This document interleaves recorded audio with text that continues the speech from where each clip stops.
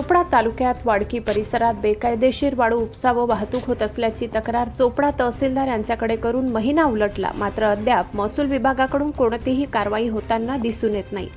याबाबत सविस्तर वृत्त असे की चोपडा तालुक्यात वाडकी येथील वाळू ठिय्या शासनाच्या नियमांना बांधील राहून ठेकेदारास देण्यात आलाय, मात्र ठेकेदाराने शासनाचे सर्व नियम धाब्यावर बसवून राजरोसपणे लाखो ब्रास वाळू उपसा करून मुंबई पुणे सारख्या शहरात वाहतूक करत आहे।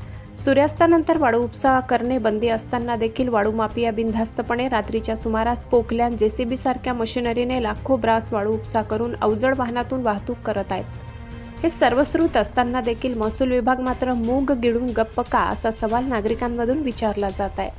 अवैध वाळू उपसा करणाऱ्यांना महसूल विभागाचा तसेच उपप्रादेशिक परिवहन विभागाचा छुपा पाठिंबा आहे का, असा देखील सवाल या निमित्ताने उभा राहत आहे। वाळू ठिय्यावरून रात्रंदिवस लाखो ब्रास वाळू ही शासनाचा महसूल बुडवून सर्रासपणे वाहतूक केली जात आहे। रॉयल्टीच्या नावाने दिवसातून 15 ते 20 हजार वाळू काढणे अपेक्षित आहे, मात्र वाळू माफिया हे रात्रंदिवस खनन करून लाखो ब्रास वाळू उपसा करत असल्याची तक्रार नागरिकांनी केली आहे। दरम्यान याबाबत तहसीलदार चोपडा यांना स्मरणपत्र देऊनही कार्यवाही झाली नसल्याने तक्रारदार यांनी जिल्हाधिकारी जळगाव यांच्याकडे धाव घेतली असून या ठिकाणी न्याय मिळेल अशी अपेक्षा व्यक्त केली आहे।